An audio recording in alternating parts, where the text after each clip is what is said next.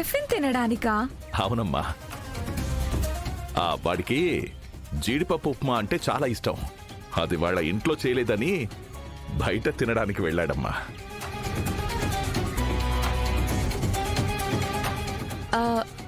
అయినా మనమందరం హాల్లోనే ఉన్నాం కదా, ఎప్పుడు వెళ్ళాడు? వెనక డోర్లో నుంచి వెళ్ళుంటాళ్లేమ్మా. అవునమ్మా, అట్నుంచే వెళ్ళుంటాడు. అదేంటి, మేమొచ్చామని సిద్ధుకి తెలీదా?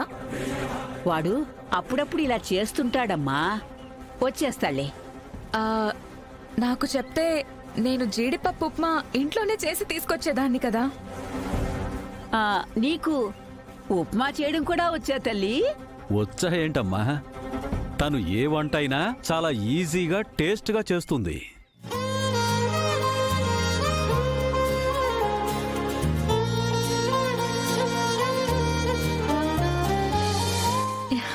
సిద్ధుకి జీడిపప్పు ఉప్మా అంటే ఇష్టం కదా నాన్న, నేను వెళ్ళి చేసొస్తాను.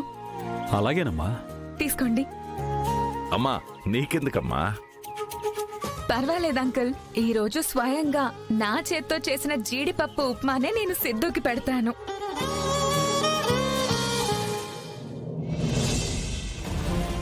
నీ బొందే, నీ బొంద. సిద్ధు వెళ్ళింది ఉప్మా తినడానికి కాదు, తులసి దగ్గరికి వెళ్ళుంటాడు. ఈ పిచ్చిదానికి అది అర్థమై చావట్లేదు.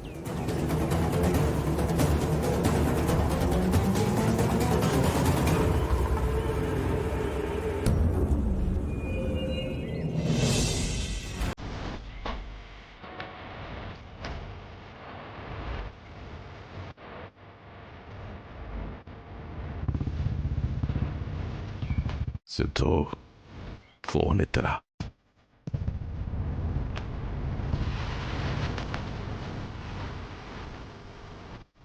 ఫోన్ ఎత్తట్లేదు వీడు. ఏంటి బావగారు, సొంత పార్టీకి వేయాల్సిన ఓటు ఆపోజిట్ పార్టీకి వేసినట్టు ఎందుకు అంత టెన్షన్గా ఉన్నారు? అదేం లేదు బావగారు, రాజకీయాల గురించి మీకు తెలియదా ఏంటి? ఆ టెన్షన్ అంతే. అవునవునులే. సరే, సిద్ధు ఇంకా ఎంతసేపట్లో వస్తాడు? వచ్చేస్తాడు బావగారు, దగ్గరలోనే ఉన్నాడంట. ఇంతకుముందే ఫోన్ చేశాను. త్వరగా రమ్మనండి బావగారు. అమ్మాయి ఇంట్లోనే ఉప్మా చేస్తుంది కదా, సరదాగా హ్యాపీగా ఇక్కడే తినొచ్చు. అది తెలియక వెళ్ళాడు బావగారు. ఆ విషయం వాడికి ఫోన్ చేసి చెప్పేశాను. ఉప్మా అయ్యేలోపు వచ్చేస్తాడంట. ఓహో అవునా, సరే సరే.